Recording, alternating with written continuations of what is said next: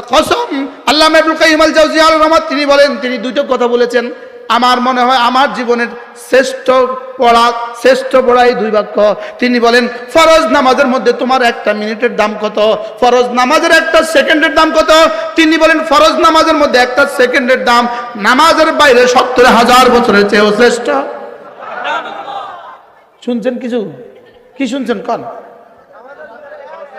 নাম? ফরজ নামাজের ভিতরকার এক সেকেন্ডের দাম নামাজের বাইরে ৭০,০০০ বছরের চেয়েও শ্রেষ্ঠ। এবার তিনি বলেন, রমজান মাসের দিনে আর রাতের এক সেকেন্ডের দাম কত? রমজান মাসের দিনে আর এক সেকেন্ডের দাম রমজানের বাইরে ৭০ বছরের চেয়েও শ্রেষ্ঠ। কি দিয়ে বুঝলে বুঝাবেন? কোন ব্যবসায়ী যদি, কোন কাপড়ের ব্যবসা যদি মনে মনে ভাবতে পারেন এবার রমজানটা দামি বানাবো, লাগা দেন দোকানে তালা, 30 দিন বেচতাম না, দিনে রোজা রাত্রে কেয়াম দিনে সিয়াম,